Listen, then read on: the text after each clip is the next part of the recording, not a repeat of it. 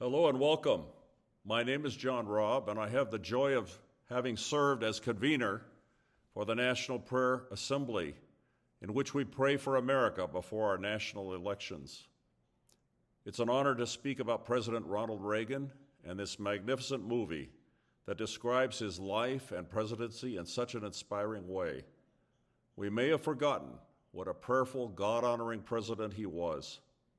During his 8 years in the White House, he freely admitted that he prayed before meetings, humbly seeking God's guidance in the many decisions he had to make as our commander-in-chief.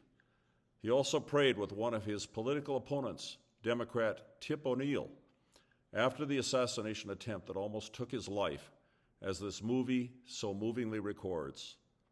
While in the White House, President Reagan spoke powerfully at the National Prayer Breakfast each year. In 1983, he quoted Abraham Lincoln, who over 100 years before said, "We have forgotten the gracious hand that preserved us in peace and multiplied and enriched and strengthened us. We have become too proud to pray to the God that made us." Reagan continued with his own comments that are still so relevant. Isn't it the time for us to say that we're not too proud to pray? We face great challenges in this country, but we have faced great challenges before and conquered them. What carried us through was a willingness to seek power and protection from one much greater than ourselves. Turn back to him and trust in his mercy. Without his help, America will not go forward. Touchingly, he went on to say, as portrayed when he read it as a child in the movie, "I have a very special old Bible, and alongside a verse in the second book of Chronicles, there are some words handwritten, very faded by now. The person that wrote those words was my mother, and she wrote about that verse, quote, 'A wonderful verse for the healing of the nations.' The verse she marked reads, 'If my people who are called by my name shall humble themselves and pray and seek my face and turn from their wicked ways, then will I hear from heaven and heal their land.'" Personally, I'm convinced that Reagan, if he were still with us today, would urge us to ask God for the healing of our much divided country. A friend of mine visited Reagan's boyhood home in Dixon, Illinois.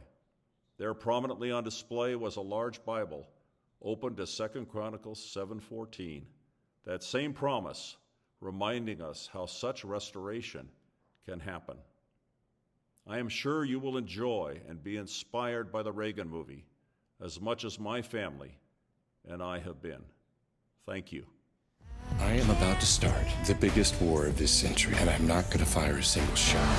Mr. Gorbachev, tear down this wall. Wants to dwell. Boy, he'll do anything to get that damn tax cut. I left specific orders, no Democrats within 100 yards. You'll have to grin and bear it. How you doing, pal? Well, I don't recommend getting shot. No. You know, Tip, I think there was a reason for all this. There's a big job left to be done, and whatever time I have left, it belongs to him. Yea, though I walk through the valley of the shadow of death, I shall fear no evil, for thou art with me. Surely goodness and mercy will follow me all the days of my life, and I will dwell in the house of the Lord forever.